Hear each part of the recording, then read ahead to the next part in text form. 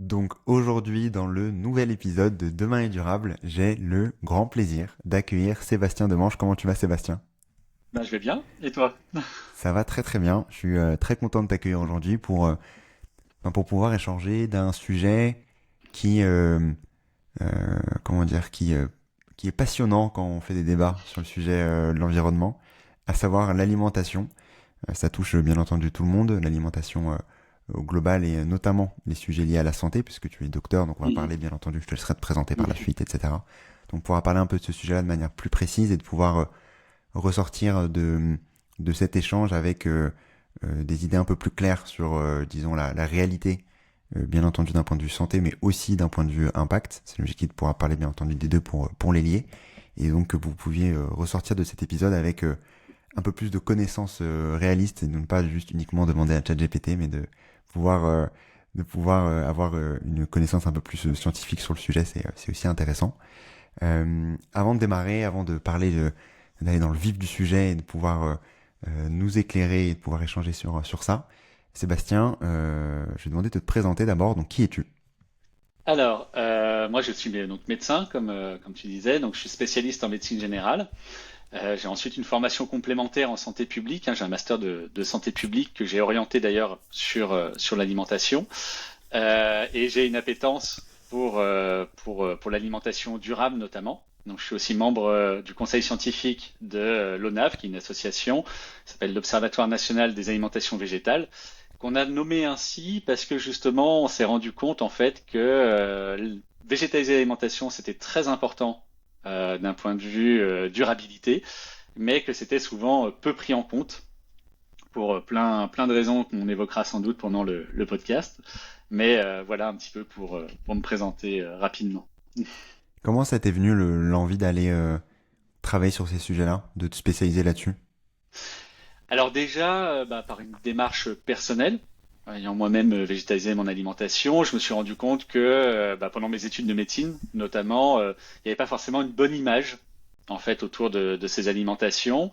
Et j'ai fait notamment en fait ma thèse hein, d'exercice sur la relation médecin et patient-patiente végétarien, où je me suis rendu compte qu'il y avait effectivement une crispation, on va dire, ou en tout cas beaucoup de patients et de patientes qui soit n'osaient pas dire à leur médecin qu'ils étaient végétariens ou végétariennes, ou qui, quand le disaient, rapportaient en fait que derrière c'était compliqué, que ça rendait la relation thérapeutique en fait difficile. Et ça m'a du coup interrogé quand même de me dire, ben, quoi, comme ça n'a pas l'air d'être un sujet, en tout cas pour ma part, c'était pas un sujet que je trouvais très clivant. Et pourtant, force est de constater ben, que ça posait quand même des soucis. Donc, ben, en creusant effectivement ces aspects-là, en allant chercher hein, sur les aspects santé et sur des aspects santé, on va dire élargis, mais j'y reviendrai aussi. Voilà, ça m'a donné envie en fait d'aller plus loin et de continuer à me renseigner, à apprendre, et puis aussi à peut-être transmettre aussi un peu à ce niveau-là. Ok. Et euh, j'avais une petite question que j'avais pas réfléchi auparavant, mais plus sur le sujet euh, formation médicale, je Mhm. dirais. Donc toi, tu as décidé ensuite d'aller pousser davantage le sujet par la suite, suite à tes études et ta spécialisation en médecine générale. Est-ce que alors c'était à l'époque, bien entendu, maintenant j'imagine que ça a encore évolué, de toute façon les études et la science évolue, bien entendu, heureusement. Euh, et est-ce que tu as une vision un peu de comment c'est enseigné ce sujet-là dans les actuellement auprès des différents médecins enfin, internes actuellement et même juniors avant du coup. Oui, oui, bah en fait, c'est là où il y a une partie en fait de notre formation qui est une formation ce qu'on appelle socle, hein, qui repose sur les 6 premières années, Ok. où on a des aspects sur la nutrition. Et en fait, j'ai regardé d'ailleurs il n'y a pas si longtemps que ça. Alors oui, effectivement, ça change régulièrement, hein, mais pas si longtemps que ça, où j'avais repris les référentiels en fait au niveau des enseignements de nutrition et où j'étais allé voir qu'est-ce qu'on disait par exemple sur le végétarisme. J'ai trouvé uniquement 3 mentions du végétarisme et 3 mentions associées à des choses négatives.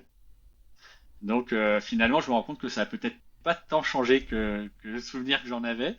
Après, il faut savoir qu'effectivement, en fonction de nos spécialités, en fonction de nos appétences, de là où on va aller en stage, des diplômes universitaires qu'on va faire. Enfin, on peut effectivement évoluer dans nos pratiques, mais c'est vrai que ça m'a étonné un petit peu de voir que encore, voilà, c'était des alimentations qui n'étaient pas alimentations végétariennes, qui étaient plutôt abordées d'un œil critique. Alors, je pense qu'il y a quand même plus à en dire. À voir comment ça va évoluer, hein. Depuis, là, il y a eu quand même le rapport de l'ANSES, hein, donc de l'Agence nationale sécurité, environnement, santé, alimentation et travail. Donc, c'est vrai que ça peut être intéressant maintenant qu'il y a eu ce rapport qui est sorti, de voir est-ce que ça va venir impacter aussi la formation.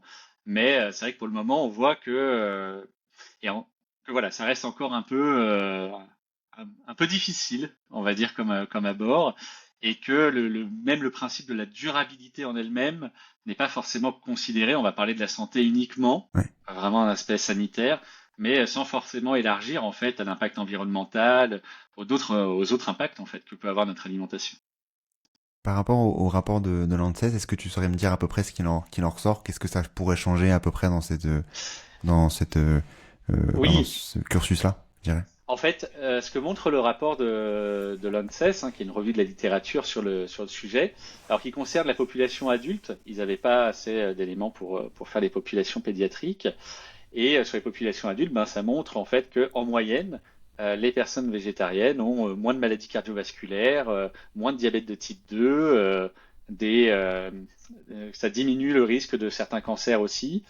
Après, ça montre des petits points d'attention, et notamment quand on végétalise plus, c'est-à-dire pour les personnes végétaliennes, on a remarqué notamment si les apports en calcium et si l'index de masse corporelle n'était pas forcément dans les normes, que ça pouvait augmenter par exemple le risque de fracture.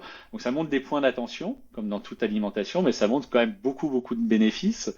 Et ça, je pense que ça peut peut-être permettre que la prochaine fois que je regarde les référentiels sur la nutrition et que je recherche les termes autour du végétarisme, on ait un peu plus qu'un regard critique et qu'on puisse aussi parler des bénéfices éventuels, hein, de ce type d'alimentation. Ok. Ce que je te propose, c'est, bien entendu, on va parler de ces bénéfices-là et surtout l'objectif n'étant pas de faire un épisode sur comment devenir vegan ou comment devenir Mm, végétarien. Hein. C'est tout surtout à de fait. pouvoir mieux comprendre le sujet de la santé globalement, de quoi un être humain a besoin et de savoir la compatibilité d'un point de vue santé déjà et bien entendu Mm, d'un point de vue durable par la suite pour pouvoir mieux comprendre le sujet et que chacun puisse après faire ses différents choix mm. en fonction de ça. Pour démarrer, je voulais juste savoir si tu pouvais me, me rappeler un peu les besoins alors il y a le corps humain est très complexe, donc ça prendrait des heures et ça prend pas uniquement qu'un podcast d'une heure, bien entendu, mais un peu disons les besoins en protéines, enfin, on va parler sûrement des acides aminés, etc. après Mm. aussi. Peut-être en commençant par les protéines. Quels sont les besoins moyens d'un adulte sur le sujet? Voilà, juste de manière très globale déjà. Oui. Alors les besoins, effectivement, ce qu'on appelle les macronutriments, protéines, lipides, glucides, trois grandes familles. Alors sur les protéines, on a besoin d'apports, et notamment, tu en parlais, hein, en acides aminés. C'est-à-dire il n'y a pas de protéines indispensables à manger. Par contre, on a besoin d'acides aminés. Ces acides aminés, donc certains sont dits indispensables, c'est-à-dire qu'on n'est pas capable, nous, de les synthétiser à partir des autres. Il y a certains acides aminés qu'on peut arriver à synthétiser. Et les besoins, en fait, le besoin global en protéines est de 0,8 grammes de protéines par kilogramme de poids corporel par jour. Ok, Voilà. Donc un peu moins d'un gramme, en gros, voilà, par kilogramme par jour. Donc ça nous donne voilà les besoins. Des fois, on l'exprime un peu différemment, c'est-à-dire on prend en compte les apports, ce qu'on appelle les apports énergétiques totaux, et on considère que les protéines doivent représenter 10 à 20%, ça fait comme une bonne fourchette, 10 à 20% en fait de nos apports énergétiques totaux. C'est aussi une ok, autre manière en fait d'estimer nos besoins en fonction aussi effectivement du coup de l'apport calorique. ok. Et donc par rapport à ce sujet protéines, donc en gros, si on simplifie, donc c'est 0,8, donc pour simplifier le calcul, c'est 1 gramme. Donc on multiplie notre poids par le grammage nécessaire. Euh, donc il y a ce sujet protéines, on va parler aussi du sujet acides aminés parce que les deux sont liés comme tu disais. Donc on a à peu près ce besoin-là. Euh, Qu'est-ce qu'apporte enfin le carnet, donc que ce soit la Mm. viande, le poisson ou enfin, des choses qu'on mange, viande, poisson, et qu'est-ce que peut apporter aussi le végétal, quelle différence on a un peu entre les deux. Et Oui, complémentarité, j'imagine aussi, hein, heureusement. bah, il peut avoir, oui, oui, il peut avoir des choses. Alors effectivement, on a une tendance à souvent considérer en fait que la viande fournit des meilleurs apports. Alors en sachant que c'est une notion qui a aussi beaucoup évolué au fur et à mesure du temps, c'est-à-dire qu'on a même des choses qui datent du 19e siècle où on disait bah non, il y a que dans la viande qu'on va trouver les apports azotés qui sont nécessaires. Puis finalement, on est revenu en arrière, mais l'idée que la viande apportait les meilleures protéines est restée.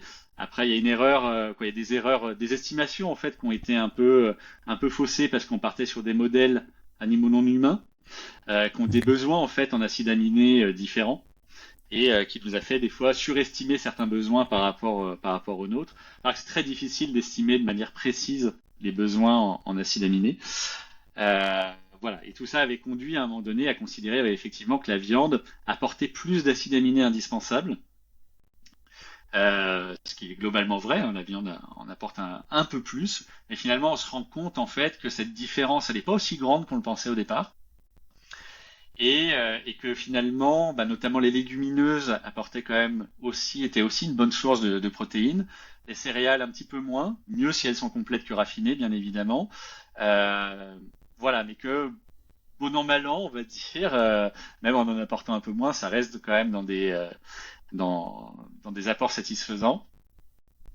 Et ensuite, après, c'est tout ce qu'il y a autour. C'est-à-dire, effectivement, c'est toujours un peu pas la complexité, mais souvent on réduit un peu l'aliment en disant ça apporte des protéines, ça, voilà, ça apporte d'autres choses. Donc là, on parlait des macronutriments, ça apporte aussi des micronutriments. Bah, dans la viande, on va trouver notamment du fer héminique, ce qui est à la fois une bonne chose et à la fois une chose qui peut être défavorable pour la santé en fonction de la quantité. Ça va apporter notamment de la vitamine B12, par exemple, qui est quand même une vitamine assez importante. Voilà, donc il y a des éléments qui sont contenus plutôt dans la viande. Et plutôt dans les éléments végétaux, on va trouver plutôt des fibres, ce qui est quand même quelque chose d'assez indispensable aussi. On va trouver d'autres vitamines B, pas la B12, mais d'autres. Ok. Voilà. Et ça a des antioxydants dans les produits végétaux. Voilà. Il y a des avantages et des inconvénients dans on va dire dans chaque groupe alimentaire. Euh, mais voilà, ce qu'il y a à retenir, c'est qu'effectivement, on peut apporter nos protéines à la fois par des aliments carnés, effectivement, mais aussi par des produits végétaux.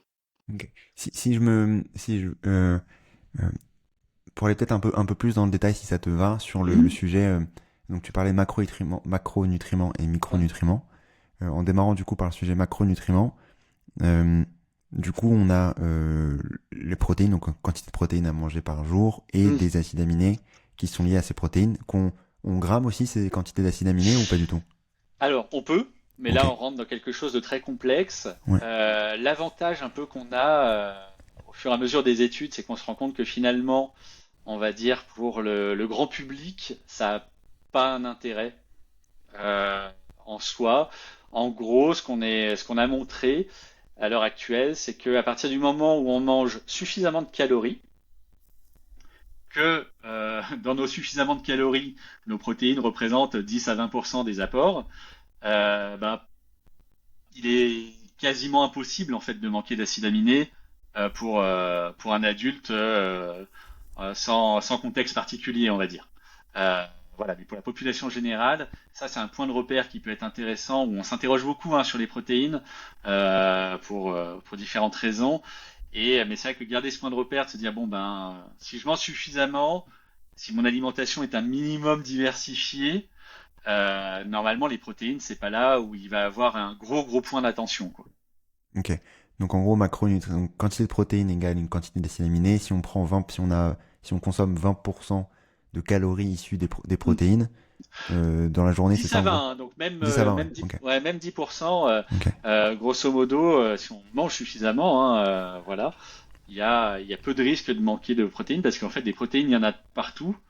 Bien sûr, donc plus dans la viande, plus dans les légumineuses, plus dans les céréales complètes que dans les céréales raffinées. Il y en a aussi dans tout ce qui est fruits secs, hein, c'est assez riche en protéines aussi. Là où il n'y a pas de protéines, en gros, c'est de sucre et d'huile. c'est pas vraiment des aliments en soi. On remplit rarement sa journée comme ça. En gros, on pourrait arriver si vraiment on mangeait beaucoup de fruits, par exemple. Les fruits sont pas très très riches en protéines.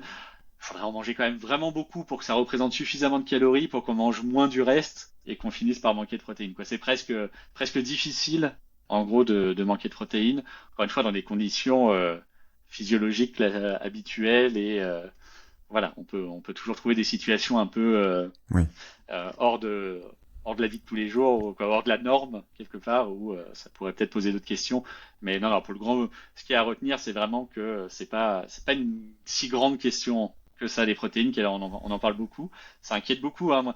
Alors, petit aparté, mais c'est ce que je dis. oui, La première fois que j'ai parlé, en fait, que j'ai donné une conférence sur la végétalisation de l'alimentation, j'avais fait une revue de la littérature, mais je m'étais pas, comment dire, confronté entre guillemets à un public.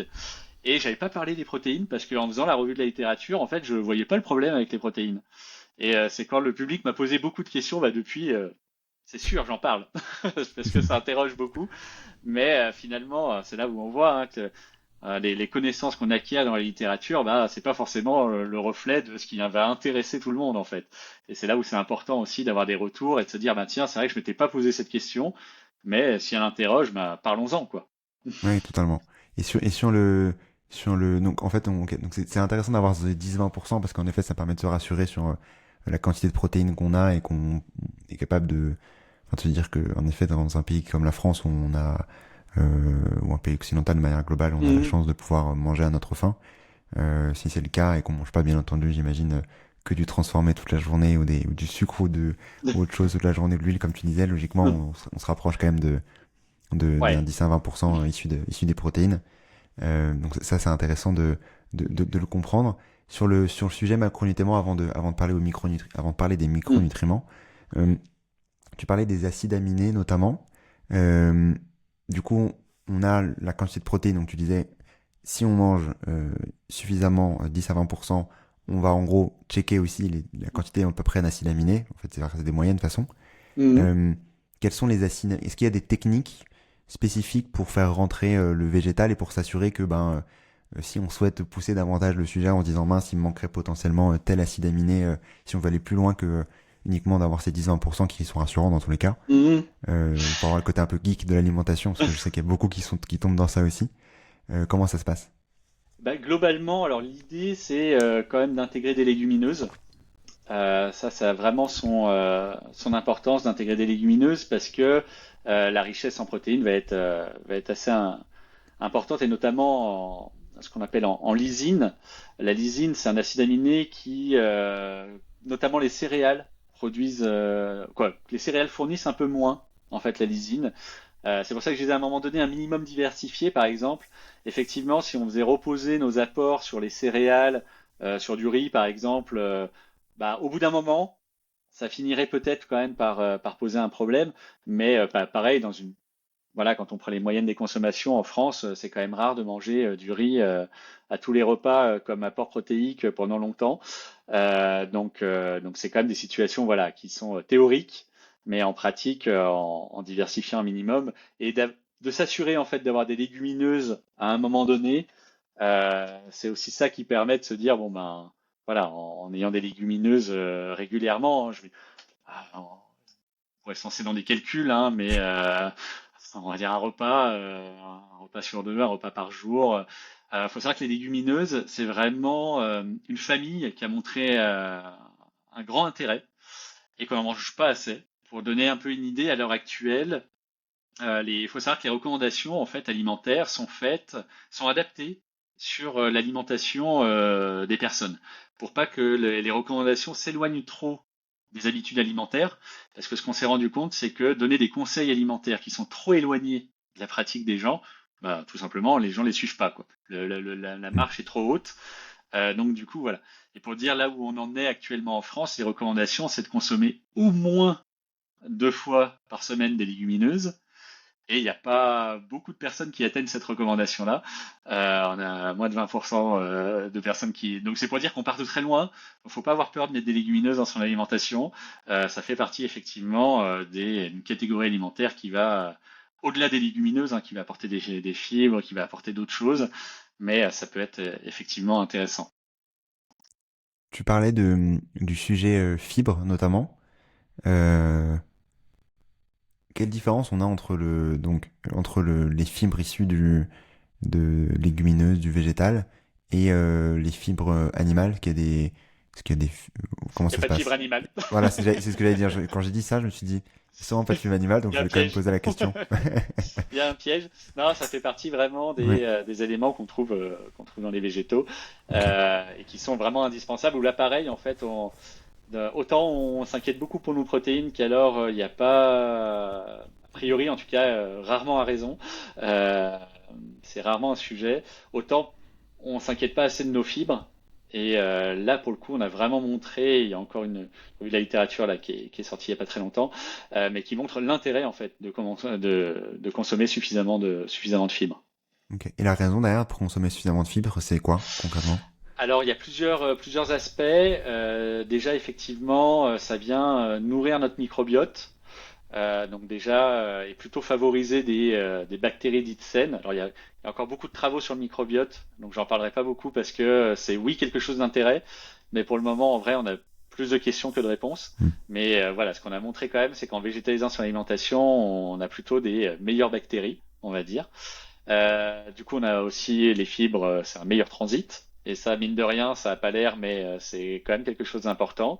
Et en fait, ça va agir aussi, notamment, on a montré des diminutions de diabète de type 2, parce que ça va diminuer en fait le pic glycémique, quoi. Ça va ralentir un peu à ce niveau-là. Enfin voilà, il y a vraiment beaucoup d'intérêt en fait à augmenter ces fibres. Et là, pareil, en France, on est plutôt déficitaire sur les fibres.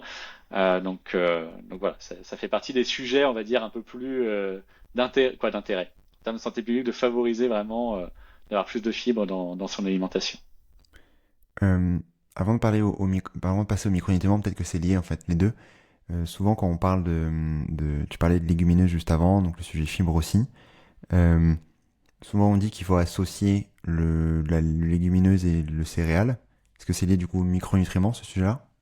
Alors, pour le coup, ça rejoint en fait ta question sur les acides aminés.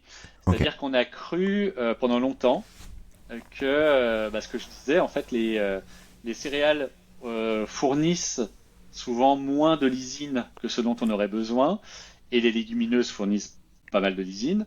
Et à contrario, les légumineuses fournissent moins d'acides aminés soufrés, qu'alors les céréales en fournissent plutôt suffisamment. Donc on s'était dit, ben, suffit d'assembler les deux, et comme ça on obtient cette fameuse protéine complète, et du coup ça nous permet un peu de sortir de cette impasse. En fait, ce qu'on s'est rendu compte, c'est que c'était pas aussi évident que ça, dans le sens qu'en fait on arrive à équilibrer sur plusieurs repas, et que finalement voilà, on n'est pas obligé de le faire. Alors après, rien n'empêche de le faire, et d'ailleurs souvent, on va dire de manière un peu gustative, on va associer les deux. Et pourquoi pas? Très bien. Mais c'est vrai que on n'est pas obligé de quoi, ne pas garder en tête que c'est une obligation, parce que en vrai, c'est pas une obligation. Il suffit qu'effectivement. Alors, ce qu'on a montré, c'est que sur, on est sûr que ce système-là, on va dire, qui s'auto-compense, c'est-à-dire qui ne nécessite pas d'association, fonctionne sur 24 heures. Mais en fait, on n'a pas testé plus. C'est-à-dire, on ne sait pas si ça fonctionne au-delà. On a quand même des raisons de penser que ça fonctionne un peu plus que 24 heures. Mais voilà, c'est pour ça qu'on dit souvent de diversifier sur la journée les apports en protéines. Mais globalement, c'est quand même ce qu'on fait. Et puis encore une fois, c'est pas parce que par exemple une journée on va manger que des céréales, si le reste de la semaine il y avait des légumineuses. Bon voilà, en fait l'équilibre alimentaire, c'est là aussi où des fois il faut savoir sortir de cette vision qu'on a des fois sur un seul repas, un seul nutriment. Enfin voilà, on a souvent une tendance comme ça à faire des hyper focalisations, qu'alors l'équilibre alimentaire c'est quelque chose de plus large qu'un seul repas quoi. Mais oui, pendant longtemps on a cru ça et on l'entend encore parfois dire. Alors, ce qui m'étonne toujours un peu, hein, mais il faut savoir que la première expérience qui a montré qu'il n'y avait pas besoin d'associer des légumineuses et des céréales, c'est 94 quoi. Donc ok. on se dit, et depuis il y en a eu d'autres, hein. Ça peut rassurer, depuis il y en a eu bien sûr d'autres. De toute manière, de base en science, on base, comment dire, on ne fournit pas d'informations sur une seule étude. Une étude, c'est informative, mais il faut qu'il y ait une réplication, il faut qu'on ait montré plusieurs fois les choses avant d'en parler. Et là, on a quand même plusieurs études, dont des études plus récentes, parce que 94, des fois on se dit ah oui, mais à l'époque, non, non, on a refait et qui montre clairement, voilà, il n'y a pas besoin d'associer à chaque repas, mais il y a besoin effectivement, ça par contre, d'un apport diversifié sur plusieurs repas, oui, mais encore une fois, rien n'empêche d'associer à chaque repas, hein. Ça, c'est pas une faute en soi, mais il faut pas que ça devienne compliqué, en Oui. fait. Faut pas qu'on se dise non mais c'est compliqué, il y a des choses auxquelles il faut penser. Non, non, non, pas sur les protéines. Diversifier, voilà, ça va faire, hein, les apports en protéines vont être assurés, quoi. Avant de finir sur le sujet protéines, désolé, j'insiste sur le, Non, non, sur le c'est un sujet. sujet important. Bah, c'est un sujet important, ouais, t'as vu, je fais le travail de tes élèves que t'as pu avoir sur le sujet, Oh, voilà, ouais, voilà, public. le public, exactement. Euh, Quelle quantité il faut, on imagine, je parle de l'inconscient, hein, derrière, ok, quand on se dit, donc en effet, cette quantité de protéines, on est rassuré, on se dit, ok, on a suffisamment de protéines, quoi qu'on mange à peu près, si on Mm. mange de manière plutôt équilibrée. Euh, on aura aussi suffisamment du coup d'acides aminés, mais quelle quantité il faut manger potentiellement de légumineuses vs un steak, je dirais, tu vois, pour essayer d'être un peu d'avoir un peu la même quantité de protéines, parce que tu disais, si on disait 1 gramme de protéines par Mm. kilo, donc par exemple 70 kilos, donc je dois manger 70 grammes de protéines, enfin je vise un peu large, hein, parce que c'est 0,8, donc c'est un peu moins. C'est ça. Euh, Est-ce qu'on peut atteindre ces niveaux-là aussi avec, enfin du coup c'est plein de petites protéines, j'imagine, qui se rajoutent, qui à la fin font 70 grammes, mais comment est-ce que tu compares du coup quand tu dois manger des protéines issues plus du végétal, des protéines issues plus de l'animal, comment ça se compare et que c'est les mêmes quantités, c'est-à-dire que c'est avoir des repas normaux, on va dire, Alors, etc. Ouais, ouais, effectivement, il y a plusieurs questions alors qui sont très intéressantes. Je vais essayer d'être le plus clair possible. ouais. Alors déjà, on va partir sur 0,8, effectivement. Donc pour 70 kilos, 0,8, on va être à 56 grammes de protéines par jour. Pourquoi je pars sur 0,8 pour bien comprendre les échelles. Ce qu'il faut savoir, c'est qu'à l'heure actuelle, un Français, une Française en moyenne, alors avec les moyennes, hein, il y a des écarts types, tout ça, mais en moyenne, mange 1,5 g de protéines par kilogramme de poids corporel par jour. Donc 1,5, on est très largement au-dessus des 0,8. Oui. C'est pas un problème en soi, hein, attention, je suis pas en train de dire attention, c'est trop, c'est pas un problème en soi, mais on n'est pas obligé de garder en fait ce taux-là de protéines. Alors souvent, on va dire pour avoir des grands critères en tête, on utilise effectivement les personnes végétariennes et les personnes végétaliennes. Parce que c'est toujours, ça permet en fait de catégoriser et c'est plus simple en fait pour la comparaison. Quand on prend la population végétarienne en France, les végétariens et végétariennes en moyenne mangent 1,3 g. Donc on voit qu'on reste quand même au-dessus des recommandations. Et les végétaliens, ils sont à 1,2. Donc en fait, ce qu'on observe, c'est que oui, il y a une diminution des apports en protéines, mais que c'est pas grave. C'est-à-dire on reste encore quand même largement au-dessus des 0,8, ce qui permet quand même d'être assez tranquille, parce que même quand on vieillit, hein, on considère que quand on vieillit, en fait, on absorbe moins bien les protéines. Donc au lieu de 0,8, là pour le coup, on passe à 1 gramme par jour dans les recommandations, mais on voit on reste au-dessus en fait. Donc ça laisse quand même un certain confort, on va dire. Mais du coup, effectivement, oui, si on voudrait réatteindre les 1,5 grammes avec du végétal, ça peut peser un peu lourd dans le ventre quand même, parce que effectivement, les lentilles, les haricots, tout ça, ça peut être un peu plus dense, on va dire, dans l'estomac, si on voulait réatteindre les mêmes niveaux. Mais je pense qu'il faut aussi être assez à l'aise avec l'idée qu'on va peut-être diminuer un peu nos apports en protéines, mais qu'on reste encore assez largement au-dessus. Et là, c'est encore des populations, on va dire, végétariennes ou végétaliennes, hein. C'est-à-dire quand on parle de végétaliser son alimentation, l'idée c'est pas de dire tout le monde doit devenir végétarien ou végétalien. Non, c'est pas, comme je dis, on prend des catégories pour bien se représenter les choses, mais l'objectif il n'est pas là. L'objectif c'est que les personnes végétalisent davantage leur alimentation, notamment pour les fibres dont je vous parlais, là, et en fait pour apporter plus de végétaux, parce qu'on s'est rendu compte que ça c'était important pour la santé. Mais donc on voit que si on est entre quelqu'un qui consomme comme la majorité des Français, comme la moyenne des Français et des Françaises, et un végé sans être végétarien ou végétarienne, bah, on reste encore assez confortable en fait et qu'on n'a pas tellement de questions à se poser. C'est-à-dire encore une fois, c'est pas, faut vraiment végétaliser beaucoup pour voir ces taux d'apport en protéines diminuer. Et même si on végétalise totalement, on reste au-dessus. Donc en végétalisant l'alimentation, c'est pour ça vraiment qu'on n'a pas d'inquiétude sur les protéines et on dit voilà végétaliser. En fait, pour répondre aussi à cette question, l'une des problématiques qu'on a dans l'origine des acides aminés et dans l'origine des protéines, en fait, c'est qu'on a actuellement à peu près 65% de nos protéines qui proviennent du monde animal, là où bah, du coup 35% de nos protéines qui sont d'origine végétale. Et ça, on s'est rendu compte que c'était un problème et que du coup, c'est pour ça qu'on voudrait en fait diminuer ces apports de protéines d'origine animale et augmenter les apports en protéines végétales. Mais par exemple, on peut typiquement inverser les rapports et dire bah voilà, j'ai 65% de mes protéines qui sont d'origine végétale, 35% d'origine animale, et en vrai, là, il n'y a pas de question à se poser en fait sur les protéines. Voilà, on a végétalisé son alimentation, on est plus proche des recommandations et sans de questions à se poser en plus, quoi. Et quand tu dis essayer d'inverser les deux, bon, on parlera bien entendu de l'impact, hein, parce que c'est aussi Mm. fortement lié. Oui, oui. Mais, euh, mais est-ce qu'il y a du coup cette partie santé aussi d'aller potentiellement inverser les deux? Donc tu parlais notamment des sujets fibres. Et est-ce qu'il y a d'autres aussi, hors la partie Ah, fibre, est-ce qu'il y a la surconsommation de produits euh, carnés a un impact aussi? oui, oui. Bah, en fait, ce que je te disais tout à l'heure là sur le rapport de l'ANSES sur les Ouais. alimentations végétariennes ou végétaliennes, il y a déjà des choses qu'on observe quand on végétalise son alimentation. C'est-à-dire, on n'est pas, encore une fois, pas obligé de devenir végétarien ou végétalien, mais simplement en végétalisant son alimentation, bah, on montre hein, qu'on diminue le risque d'avoir une pathologie cardiovasculaire, un diabète de type 2 et certains cancers. Donc non, j'ai vraiment, à l'heure actuelle, nos recommandations en France reposent uniquement sur l'aspect santé. C'est-à-dire que peut-être dans les évolutions, on prendra en compte aussi les aspects environnementaux. Mais là, actuellement, donc sur les aspects santé, et les recommandations à l'heure actuelle sont de végétaliser son alimentation.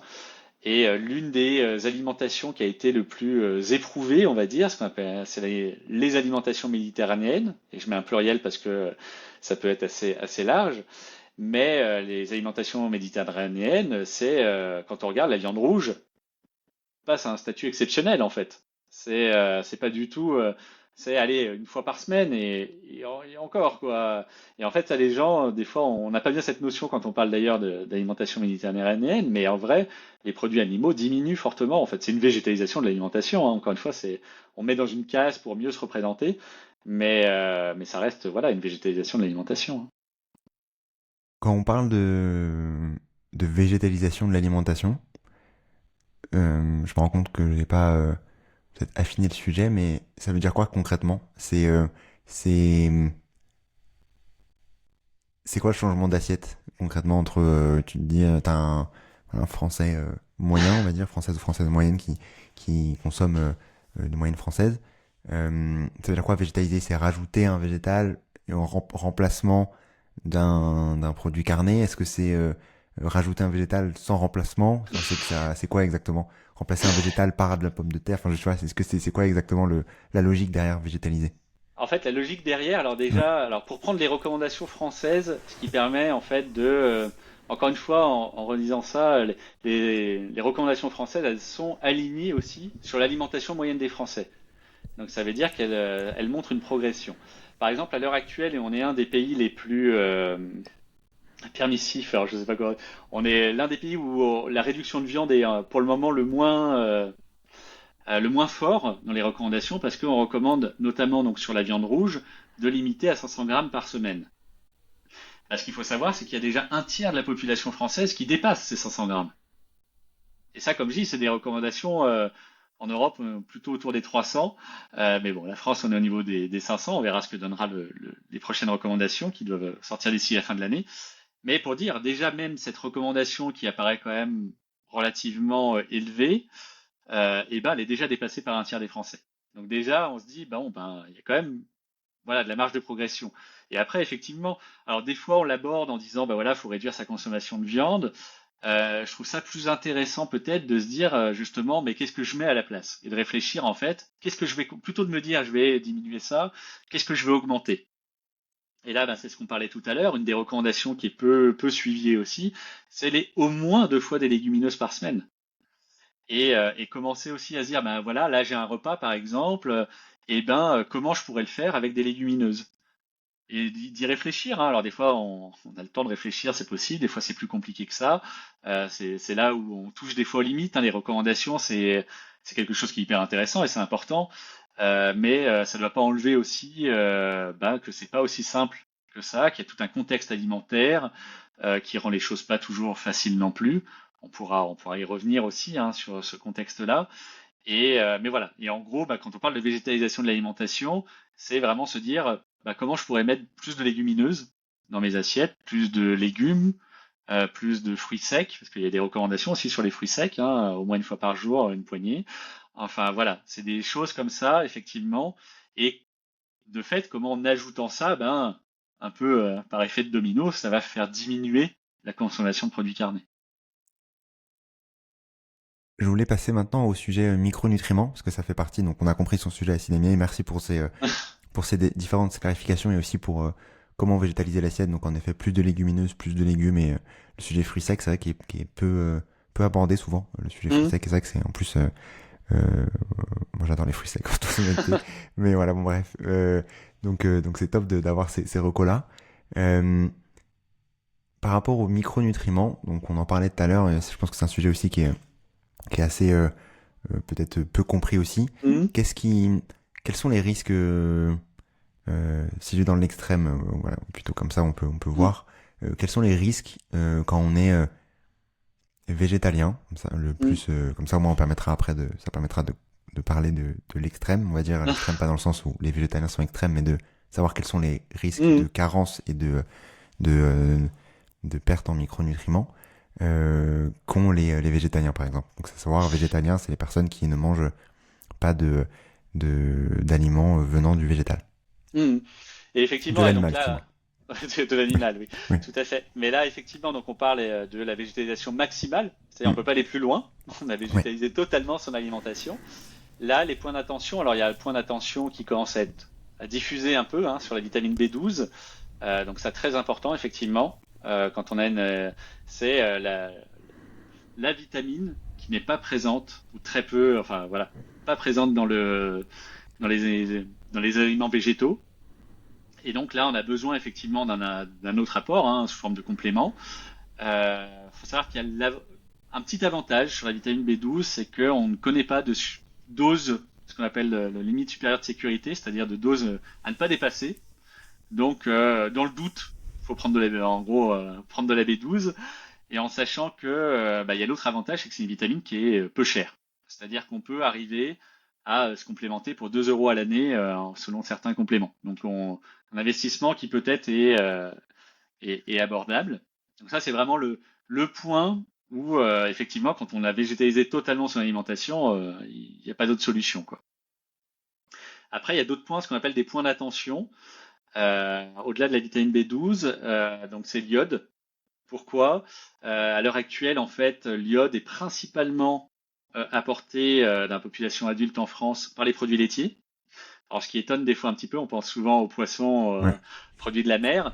En fait, il faut savoir que les produits laitiers, alors même si terme que j'emploie rarement, mais contiennent naturellement de l'iode, euh, manié avec précaution ce terme. Euh, il se trouve qu'effectivement, il peut y avoir des variations en fonction de la saison, en fonction du pâturage, en fonction de s'il y a le pâture déjà, en fonction de l'alimentation effectivement. Mais il y a une autre chose en fait, c'est que tout ce qui va être matériel de traite, le pied des vaches ou les plaies en fait des vaches, sont nettoyés avec des produits iodés. Ces produits iodés diffusent et se retrouvent dans le lait. Donc, ce qui explique un peu on va dire l'enrichissement du lait, des produits laitiers. Donc voilà. Donc effectivement, si on consomme plus de produits laitiers, pas de produits de la mer, l'iode, ça peut devenir compliqué. On en trouve un petit peu dans les végétaux, mais un peu difficile d'obtenir tout son iode comme ça. Et on en trouve en fait dans les algues. Et pareil, les algues, pas que c'est compliqué à manier, mais pour le coup, je vous disais, je te disais, les TNB12, il n'y a pas de surdosage. L'iode, on peut faire des surdosages en iode. Donc, il faut manger des algues, mais pas trop. Qu'est-ce que ça veut dire pas trop? Qu'est-ce que ça veut dire un peu? Enfin, on rentre voilà dans des choses des fois qui peuvent être assez complexes. Après, les personnes qui ont l'habitude et qui ont intégré les algues dans leur alimentation, pourquoi pas? Mais c'est vrai que sur des personnes qui, alors déjà, qui n'aiment pas forcément, faut aimer le goût des algues. C'est un peu particulier. Personnellement, j'aime bien. Mais voilà, hein, ça peut être un goût particulier. On peut être amené à conseiller aussi une supplémentation en iode pour être sûr qu'il y ait pas de problème. Donc ça, c'est les deux points vraiment d'attention. Les points qui reviennent souvent, parce que ça c'est l'autre Oui. question, comme je te disais sur les protéines, hein, il y a ce qu'on trouve dans la littérature et puis il y a les autres points. Souvent on parle du fer parce que on considère que le fer héminique est mieux absorbé que le fer non héminique. Donc pour clarifier, le fer héminique c'est le fer qui est contenu dans le sang en fait, qui est contenu euh, avec cette protéine-là, pour former l'hémoglobine. Donc il est mieux absorbé, ça c'est vrai, que le fer qu'on va trouver dans les végétaux. Cela dit, ce qu'on nous montre dans les études, c'est qu'il n'y a pas plus finalement de carence en fer dans les populations qui ont végétalisé leur alimentation, qui ne consomment plus de fer héminique. C'est là où je dis encore une fois, le fait de classer, ça aide.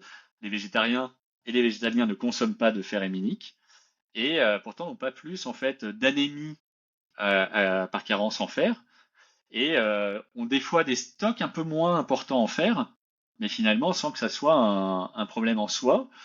Vraiment ce qu'on a noté, hein, et ça c'est ce qu'on retrouve aussi dans les recommandations, le facteur de risque principal dans un pays comme la France de manquer de fer, eh ben, c'est de perdre du sang tous les mois. Globalement, Ok. population qui perd du sang tous les mois, bah là effectivement, on peut avoir du mal à avoir des apports suffisants en fer pour compenser ça. Mais finalement, l'alimentation, alors bien sûr, si on a une alimentation équilibrée, c'est mieux, mais l'alimentation peut être équilibrée et être végétalisée aussi, quoi. C'est pas antinomique, on n'est pas obligé d'avoir forcément de la viande pour avoir ces apports-là. Et après, des fois, on pense au calcium pour les populations hein, qui ne consomment pas de lait. Parce que bah oui, les produits laitiers sont des bons apportent du calcium, et ça, oui, c'est un fait. Après, on arrive quand même à trouver du calcium ailleurs. Alors des fois, ça peut être un peu, des fois effectivement, ça peut mériter qu'on s'y arrête un petit peu pour bien s'assurer qu'on en a suffisamment. Mais c'est possible. C'est pas non plus, ça demande pas non plus des techniques, voilà, très très très fortes. Et après, bah, par exemple, hein, ce qui peut être envisagé, c'est bah, quand on boit des laits végétaux, bah, peut-être d'en choisir qui soient enrichis en calcium. Ça peut être une solution, par exemple. Voilà, il y a des choses comme ça sur lesquelles on peut faire attention. C'est voilà, les points principaux en termes de micronutriments. Ouais. Sur le sujet, revenir sur le sujet fer et le sujet calcium, parce que c'est vrai que c'est des sujets qui reviennent assez souvent. Le sujet fer, on parlait du coup plus ou moins assimiler. Comment est-ce qu'on fait du coup pour booster cette assimilation si on souhaite ne pas être stressé au quotidien, se dire ok aujourd'hui je vais manger je sais pas un plat de légumineuses, de me dire Alors, je veux avoir le fer suffisant aujourd'hui. Comment est-ce que tu fais pour booster un peu ça? Est-ce que c'est une quantité que tu manges qui fait que ça assimile plus? Est-ce que c'est des choses que tu dois rajouter pour que ça assimile mieux? Est-ce que c'est comment ça se passe? alors effectivement, il y a plusieurs points d'attention. Alors déjà, ne perdant pas du sang tous les mois, globalement, moi, mon fer, ça va. Ouais. Ça, j'ai pas trop Mais de... quand tu dis perdre Oui. du sang, c'est par exemple Les les règles, oui, règles. Ok. typiquement, ouais. Et donc ça veut dire que pour les femmes plus concrètement, est-ce qu'elles doivent manger davantage de fer et se faire comment ça se passe en gros? Alors effectivement, pour les Ouais. personnes donc, qui perdent, qui ont leurs règles, Ouais. donc ça peut être un point d'attention, effectivement, le fer, mais encore une fois, quoi, c'est plus la qualité de l'alimentation qui va rentrer en jeu que le fait qu'il y ait de la viande ou pas. Ça, c'est le premier point. Et après, si on veut favoriser effectivement ces apports en fer, alors il y a des petites règles, entre guillemets. Alors notamment déjà, ce qu'on a montré, c'est qu'une carence en vitamine B12, ça diminue l'absorption du fer. Donc Ok. quand on a végétalisé beaucoup son alimentation, de faire attention de ne pas avoir une carence en B12, c'est mieux pour le coup. Ce qu'on a montré ensuite, c'est que la vitamine C permettait de booster l'absorption du fer contenu dans les végétaux. Vitamine C, on en trouve dans les fruits, dans certains légumes, voilà. Donc ça peut être intéressant d'en prendre pendant les repas. Tu parlais des légumineuses, ben, de bien préparer les légumineuses, même si ben voilà, on les fait tremper, on les cuit bien. Des fois d'enlever l'eau de cuisson qui contient beaucoup de choses qui peuvent perturber un peu l'absorption du fer, ça peut aider. Et après, il y a un autre point qui est assez culturel aussi, pour le coup, c'est la consommation de café et de thé, qui diminue l'absorption du fer si on le prend pendant les repas ou si on le prend jusqu'à 1 heure et demie après le repas, pour le temps de digestion en fait. Et du coup, l'idée, c'est soit de prendre le café et le thé avant le repas, soit à distance. C'est là où il y a une partie culturelle. Le café, on le fait beaucoup à la fin du repas. Là, certaines personnes peuvent être amenées à devoir modifier un peu cette habitude pour être sûr d'absorber mieux le fer. Voilà, il y a des astuces entre guillemets. Oui, il y a des choses sur lesquelles on peut apporter des éléments pour que ça se passe mieux. Et après, malheureusement, des fois, on a beau suivre tous les conseils, ça suffit pas. Et à ce moment-là, il y a des compléments à faire aussi. Mais encore une fois, voilà, pas en lien spécifiquement avec le fait de consommer de la viande ou pas. Euh, mais voilà, c'est vrai qu'on conseille vraiment de surveiller le fer chez les personnes qui ont ce facteur de risque en particulier. Et donc par rapport à cette quantité de fer-là, est-ce que c'est euh, quelle quantité de légumineuses, de produits ou qui ont plus de fer, non issus d'animaux, on doit consommer par semaine concrètement pour essayer d'atteindre le niveau.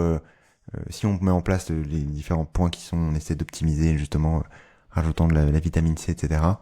Euh, donc par exemple un jus de citron, si je me trompe pas, ce Ouais, genre de par choses exemple. exactement pour essayer ça améliore en plus le goût. Quelle quantité en fait il faut consommer pour se dire ok j'ai potentiellement pas de problème de fer. Après comme tu dis chaque personne est différente, il y a voilà il y Oui, a des règles plus ou moins intenses aussi, enfin voilà, donc il y a aussi des sujets à gérer là-dessus et chacun euh, doit aussi pouvoir prendre un peu d'auteur sur ce sujet et se faire accompagner dans le cas où si on voit des différents symptômes, mais de manière plus globale qu'est-ce qu'il faudrait attendre.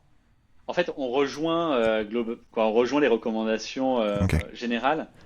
Et encore une fois, à partir du moment où on mange à sa faim, où on a mis quand même pas mal de légumineuses, où on fait attention à avoir des apports, effectivement. Alors pour le coup, dans le jus de citron, c'est de l'acide citrique. Ah, C'est pas de la vitamine C, mais ça marche aussi. ok, ça marche. Mais ça marche, ouais, ça marche aussi bien. Très bien.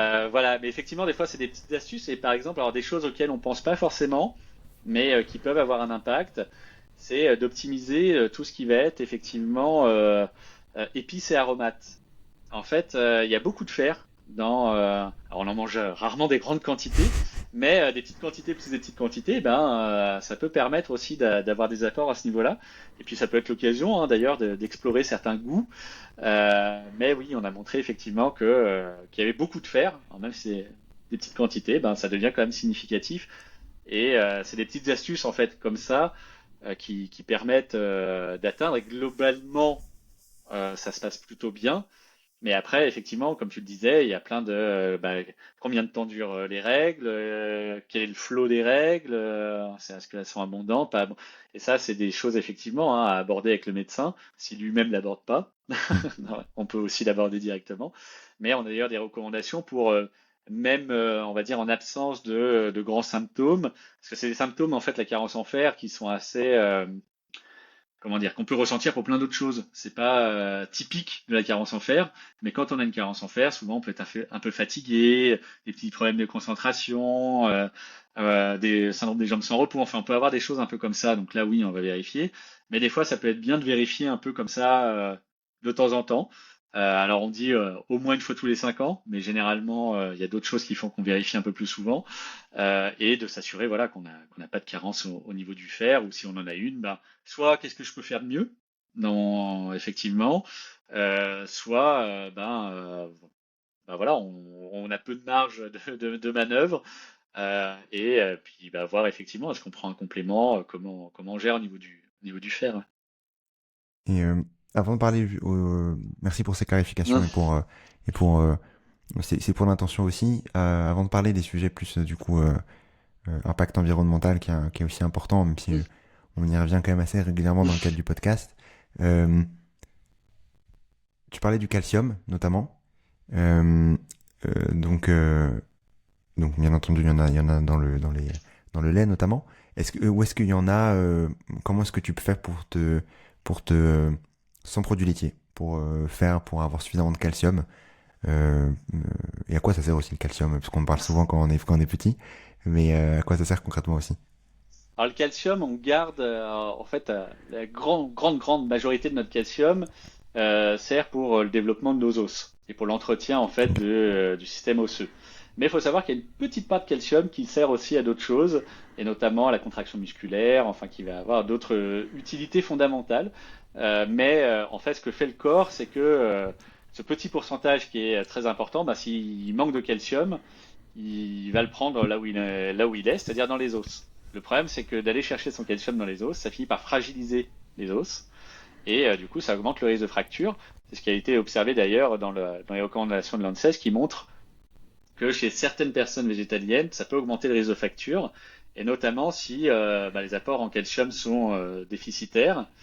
Je parlais aussi de l'IMC trop bas parce qu'effectivement, notre poids nous aide en fait à fixer le calcium. Quelque chose qui aide beaucoup à fixer le calcium aussi, c'est tout ce qui est la contrainte. Donc faire des sports, être en appui, les contraintes en fait sur notre système osseux, c'est ça qui l'aide à se renforcer aussi. Et enfin, il y a un facteur qui est aussi important, qui est la vitamine D. Alors la vitamine D, il faut savoir qu'on ne peut pas l'obtenir totalement par notre alimentation. On peut en obtenir un peu, mais pas suffisamment par notre alimentation et que en France hexagonale, on va dire globalement, on synthétise la vitamine D d'avril à octobre. Donc après, c'est comment on passe les mois d'hiver. C'est pour ça que souvent on supplémente aussi en hiver. Voilà, ça pose plein de questions effectivement sur la vitamine D et puis qu'on a un mode de vie qui est de moins en moins extérieur aussi. Hein, et donc comme on la synthétise avec le soleil, bah, si on passe moins de temps à l'extérieur, on en synthétise moins. Enfin, plein de choses comme ça qui font que une bonne partie de la population a un déficit en vitamine D, plus ou moins important. Voilà, ça peut être nécessaire des fois de se supplémenter en vitamine D, mais ça pareil pour la population générale. Et après le calcium, bah, on en trouve un peu partout, en fait, dans les végétaux. Notamment par exemple dans le chou frisé ou voilà, on va en trouver beaucoup dans les différents choux d'ailleurs. Et des fois il est plus ou moins absorbé, des fois mieux absorbé que dans les produits laitiers, des fois moins bien absorbé que dans les produits laitiers, ce qui fait qu'en moyenne on considère qu'il est absorbé à peu près pareil que dans les produits laitiers. Donc après bah, on en revient à avoir une alimentation en fait qui soit diversifiée et bien orientée sur tout ce qui va être légumes, hein. Effectivement, après on en trouve un peu ailleurs. Des fois, ça peut être dans l'eau qu'on boit, que ce soit l'eau du robinet ou de l'eau en bouteille. Effectivement, des fois, c'est de choisir des laits qui soient enrichis en calcium pour maximiser en fait ces apports en calcium. Voilà, il y a plein de petits trucs qui font qu'on peut arriver à maximiser effectivement ces apports en calcium. Merci pour ces différents éclaircissements, Sébastien. Euh, je voulais parler un peu, bien entendu, maintenant du sujet environnemental, parce qu'on a bien parlé du sujet santé, qui est un sujet primordial, parce que si on comprend pas ce sujet santé, on peut dire ce qu'on veut sur l'environnement, enfin, on n'aura pas envie de le faire aussi, hein, ça, c'est vrai, hein, si on se sent pas en bonne santé, c'est difficile enfin, on va pas mourir pour la cause, hein, c'est pas l'objectif pour cette cause. Euh, Ça a un impact, bien entendu, d'un point de vue santé. On s'est rendu compte que on pouvait, en gros, végétaliser son assiette. C'était recommandé, surtout, de végétaliser son assiette pour pouvoir être en meilleure santé, ce que tu disais au début aussi. D'un point de vue environnement, euh, quel, euh, quel impact ça a quel impact ça aurait? Est-ce que c'est quantifié un peu cette végétalisation aussi, de l'impact sur l'environnement aussi, plus concrètement? Alors complètement. Et c'est vrai que c'est là où, comme je disais un peu au début, ça peut être important d'élargir en fait son regard. Et personnellement, j'aime bien utiliser les outils de l'OMS, de l'Organisation mondiale de la santé, qui a défini en fait au début des années 2000 un concept qu'on appelle une seule santé. Donc quand on parle de la santé, en fait, c'est de la considérer comme étant une interaction entre la santé publique et toutes les missions de santé publique, la santé environnementale, la santé animale, et on rajoute de plus en plus la santé sociale, en tout cas la lutte contre les inégalités sociales de santé, qui alors en vrai, ça fait partie de la santé publique, mais souvent les gens ne le comprennent pas forcément comme ça quand on parle de santé publique. Donc on a une tendance à le rajouter pour que ça soit bien compris que non, on n'oublie pas l'égalité, on n'oublie pas l'accès en fait, hein, on n'oublie pas plein de choses et que ça en fait pleinement partie. Donc là, effectivement, on a parlé plutôt santé publique, qui rejoint un peu la santé individuelle aussi. Et on voit que d'un point de vue santé publique, l'importance de végétaliser l'alimentation sur les maladies cardiovasculaires, sur le diabète de type 2, sur des cancers. Quand on parle de santé environnementale, donc là, on va parler de notamment tout ce qui va être émissions de gaz à effet de serre. Et là, pareil, hein, le GIEC, par exemple, dans son rapport, montre bien que plus on végétalise son alimentation, plus on peut réduire ces émissions de gaz à effet de serre. Ça a été repris dans plusieurs études et on le voit aussi sur la population française. Hein. Il y a une étude, il y a une cohorte française qui s'appelle Nutrinet Santé, où toutes les personnes de plus de 15 ans peuvent s'inscrire, qui permet en fait d'essayer d'explorer, en tout cas l'alimentation des Français et des Françaises. Donc je trouve que c'est quand même important de revenir un peu sur nos habitudes alimentaires et qui montre pareil que plus les personnes végétalisent leur alimentation et moins leur alimentation émet de CO2 ou d'équivalent CO2 d'ailleurs, je devrais dire plutôt. Donc c'est vrai que c'est important en fait de voir l'impact que peut avoir notre alimentation et en sachant, on parle des fois de choses un peu fortes comme ça, hein, mais par exemple, le végétaliser l'alimentation, c'est 6 fois plus efficace que le local. Qu'à l'heure de partout, on va entendre faut manger local et très peu ce message sur la végétalisation de l'alimentation. C'est d'ailleurs pour ça que je vous disais qu'on avait appelé notre association l'Observatoire national des alimentations végétales parce qu'on trouvait que c'était vraiment le sujet un peu oublié en fait, ce côté végétaliser l'alimentation. Alors attention parce que souvent on a une tendance à rentrer dans l'opposition. Je suis pas en train de dire que manger local ça sert à rien. Non non pas du tout. Il y a plein d'intérêts au fait de manger local. C'est pas la discussion, mais c'est de dire oui mais manger végétal finalement c'est aussi important. Il y a d'autres cabinets, un type Carbone 4, qui a montré que végétaliser son alimentation, c'était le geste individuel le plus impactant et de loin sur les émissions de gaz à effet de serre. Donc on a du mal à se rendre compte de ça, mais il y a vraiment un intérêt. Et après pareil, donc sur l'environnement, ce qu'on s'est rendu compte aussi, ça par exemple c'est les données de l'ADEME. Pareil, hein, pas des données qu'on invente au fur et à mesure. On essaie d'utiliser les agences nationales et qui montrent qu'il y a une très très forte réduction, par exemple, des besoins de terres agricoles quand on végétalise l'alimentation. Parce que les animaux d'élevage, faut les nourrir, donc on cultive aussi pour les nourrir. Enfin voilà, ça entraîne beaucoup de choses. Et on sait très bien que si on a besoin de moins de terre, ça veut dire moins de modification des sols, plus de biodiversité. Voilà, il y a des éléments comme ça qui rentrent en ligne de compte et qui montrent du coup une diminution même de la pollution au niveau de l'air, de l'eau et de la terre quand on végétalise son alimentation. Donc d'un point de vue environnemental, on a vraiment aussi beaucoup d'éléments là-dessus. Et puis, ce qu'on a une tendance à oublier, j'ai failli le faire, c'est les poissons. Ce qu'on oublie, c'est que l'océan, c'est ce qui compose le principal de la Terre. On a appelé notre planète la Terre parce qu'on vit sur la partie immergée, mais en fait c'est principalement des eaux. Et le fait d'aller pêcher beaucoup de poissons, comme on le fait, hein, on se rend pas compte, hein, les chiffres sont assez astronomiques. Et ça vient bouleverser la biodiversité et ça vient aussi diminuer la capacité des océans sur les cycles carbone. Et donc il y a aussi un gros impact de nos consommations de poissons. Et après, pour élargir encore, peut-être, hein, mais sur la santé animale, Oui. De fait, en fait, quand on reprend la définition du bien-être animal et par exemple la définition de l'ANSES, hein, qui est vraiment de considérer que les besoins primaires de l'animal sont respectés et de se placer du regard de l'animal, c'est ça que je trouve aussi intéressant dans le point de vue de l'ANSES, c'est pas à nous de dire, mais c'est les observations, on voit bien qu'il y a quand même vraiment un problème de bien-être animal, dans l'élevage intensif notamment, avec des espérances de vie beaucoup plus courtes, avec des fois pas d'accès à l'extérieur, pas forcément leur alimentation qui leur convient. Enfin, ça vient poser plein de questions. Et puis c'est là où on revoit aussi des interconnexions, c'est-à-dire qu'on voit que les élevages industriels, pareil, au niveau environnemental, on pourrait parler des algues, par exemple, hein, de toutes ces algues vertes qu'on peut observer, des lacs qui sont contaminés avec les cyanobactéries. Et chaque été, on voit des lacs qui sont finalement, on peut pas les se baigner parce qu'il y a des cyanobactéries. Et ça, c'est dû en fait, effectivement, aux déjections en fait des animaux au bord des lacs qui favorisent des cyanobactéries. Et puis il y a toutes les épidémies qui peuvent se développer parce que beaucoup d'animaux dans un milieu restreint. Et notamment l'OMS considère que sur ces dernières années, la grande majorité en fait des pathologies infectieuses sont des pathologies qui sont passées des animaux non humains aux humains. On peut parler des grippes aviaires, des grippes porcines. Enfin voilà, on voit qu'il y a quelque chose là-dessus. Et enfin un autre point d'attention de l'OMS qui est l'antibiorésistance.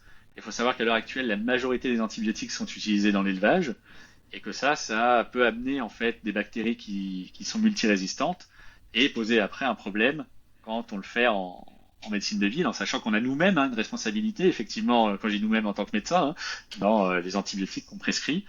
Mais voilà, il ne faut pas oublier qu'on en utilise aussi beaucoup dans l'élevage et que du coup de diminuer cette pression-là en végétalisant notre alimentation, c'est aussi une manière d'agir positivement sur ces différents aspects.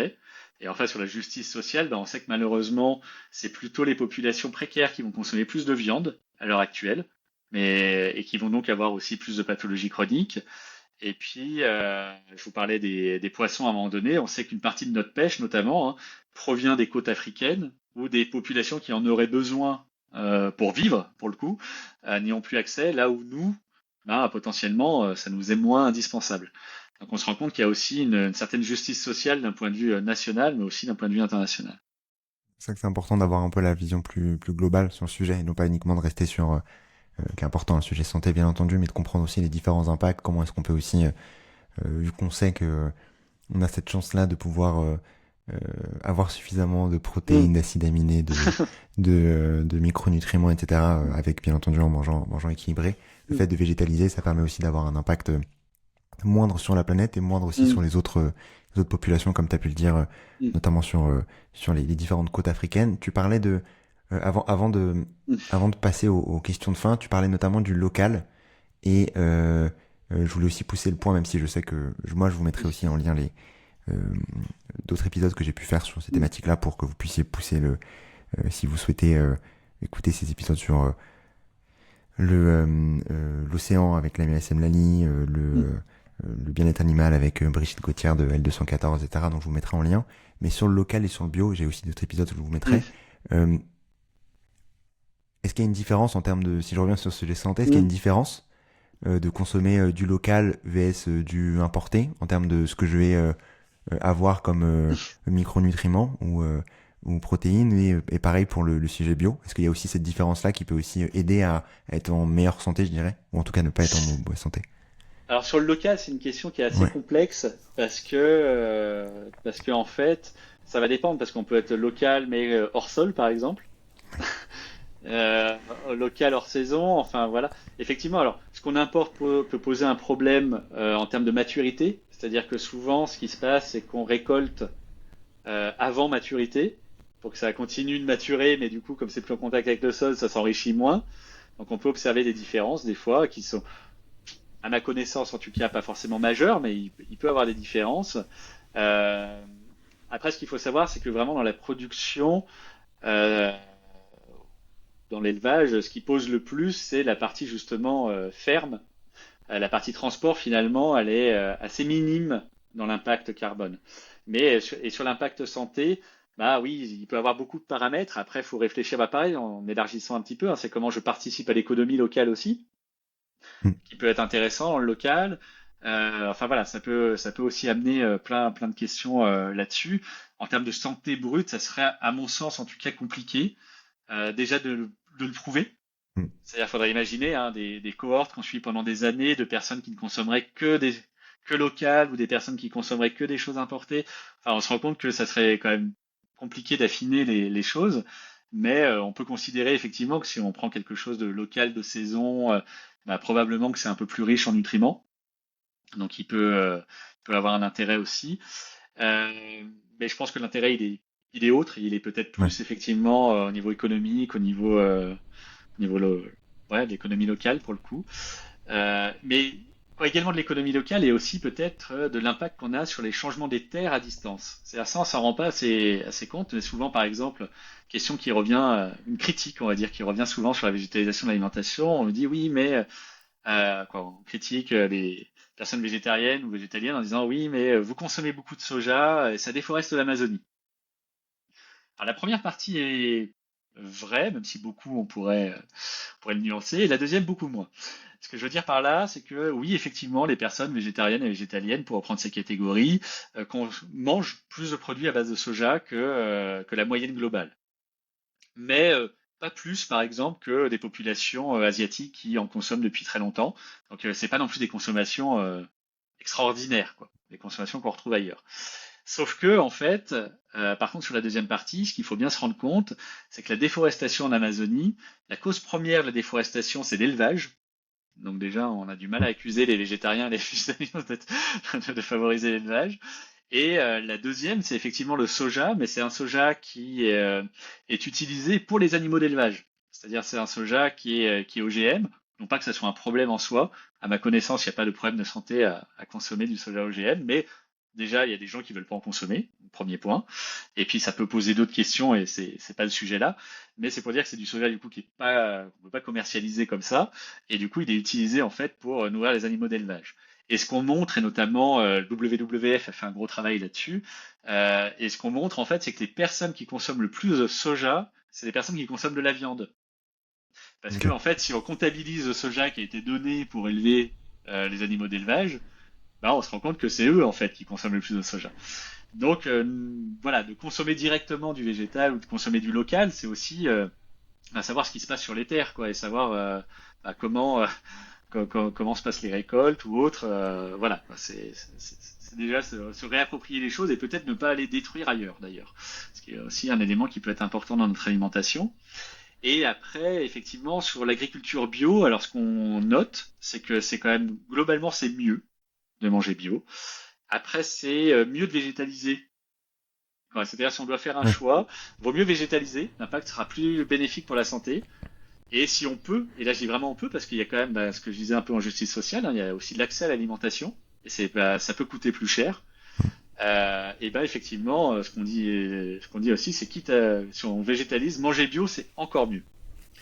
Et l'autre point qu'il faut avoir en tête, notamment si on est à cœur de développer une agriculture bio, c'est que l'agriculture bio, pour le coup, les rendements sont un peu moindres, donc ça peut nécessiter un peu plus de terre.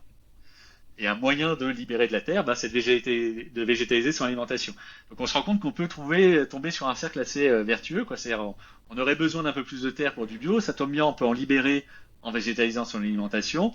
Bon, bah, on peut arriver à faire quelque chose qui soit cohérent, quoi. Où on n'est pas besoin de renoncer à quelque chose pour l'autre, quelque part. Mais de se dire, bah voilà, on va dans le bon sens, quoi.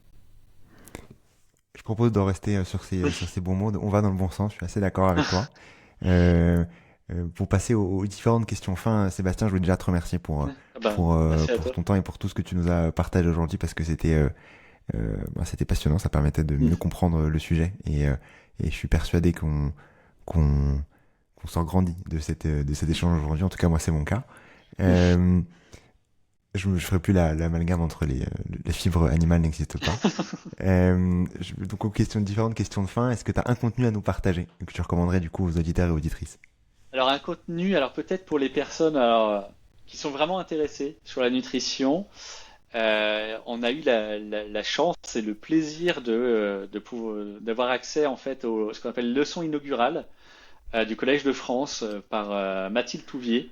Mathilde Touvier, ça fait partie des grands noms de la nutrition en France, qui du coup justement parlera de la végétalisation de l'alimentation, de l'impact sur la santé, de l'impact sur l'environnement et et vraiment qui reste sur la végétalisation de l'alimentation.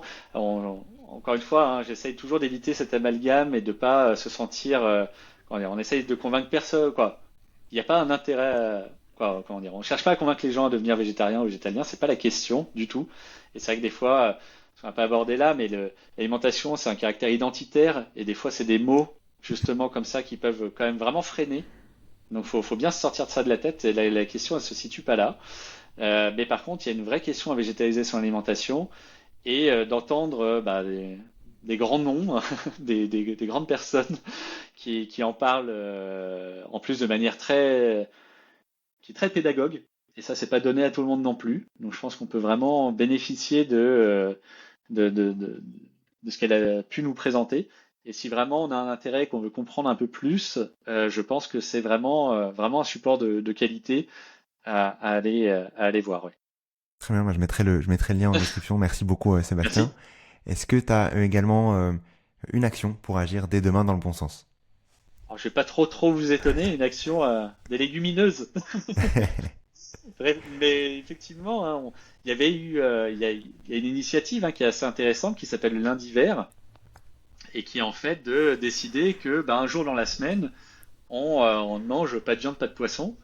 Et ça peut permettre de réfléchir, tiens, qu'est-ce que je vais faire là? Alors, il peut y avoir plusieurs manières, hein. On peut prendre un plat qu'on aime bien et se dire, tiens, par quoi je pourrais remplacer la viande? Et ça, vous trouverez sur Internet plein de solutions. Ou se dire, bah tiens, je vais effectivement les lentilles, penser aux haricots rouges, penser à des pois chiches. Enfin, il y a vraiment beaucoup de légumineuses qu'on a. En plus, il faut savoir qu'on a eu vraiment en France une culture des légumineuses qu'on a perdu, hein, mais notamment les lentilles du Puy, par exemple. Enfin, on avait vraiment quelque chose sur le territoire et de pouvoir retrouver ça. Je peux que vous inviter effectivement dans un geste très impactant de décider déjà d'un repas qui sera avec des légumineuses. Hein. Totalement. Et enfin, est-ce que tu as un ou une invitée que tu recommanderais dans le podcast? Alors j'ai une invitée qui serait, à mon avis, très intéressante, Sandra Guimarães. Je ne sais pas si tu la connais.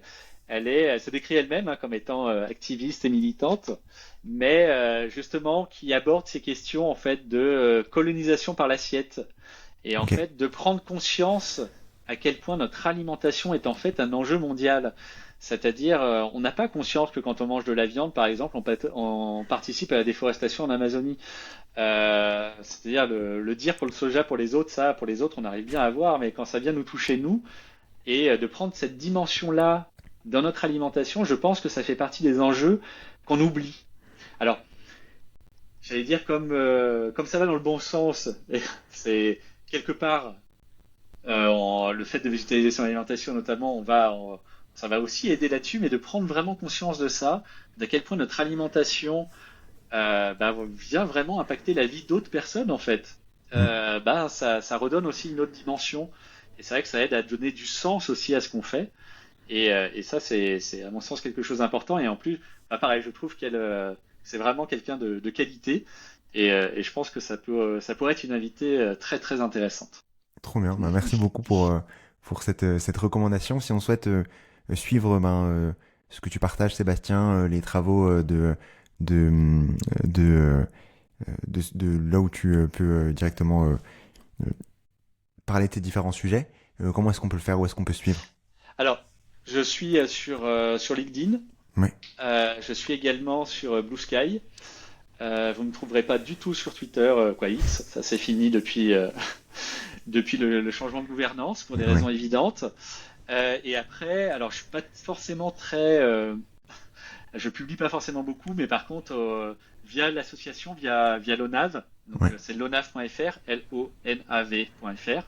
Là effectivement, c'est là-dessus où je publie la plupart de mes travaux. Et d'ailleurs, ce jour, j'ai fait une publication, quoi. On a fait avec mes collègues une publication sur le fer. Ok. Donc, j'espère qu'elle va apporter beaucoup d'éléments. Mais voilà, c'est principalement effectivement via mon association que je partage énormément de choses. Donc une association effectivement de professionnels de santé, hein, les diététiciens notamment, parce que quand on parle d'alimentation, c'est quand même bien d'être entouré de personnes dont c'est le métier. Les diététiciennes sont spécialisées dans ce domaine. Voilà, et c'est vrai que ça nous permet d'aborder un peu justement l'angle de la durabilité et tous les aspects en fait de l'alimentation, pas uniquement santé, mais aussi bon. On est des professionnels de santé, donc de fait, mais Oui. une vision de la santé peut-être un peu plus large. Trop bien. Bah, je mettrai les différents liens, les liens que tu nous as pu nous partager pour les Merci beaucoup en différents tout cas. contenus. Et merci à toi. Merci beaucoup pour ton temps aujourd'hui et pour tout ce sujet qui est un peu plus clair maintenant. Plus clair qu'il y a une petite heure maintenant. Parfait. Merci beaucoup, Sébastien. Merci à toi.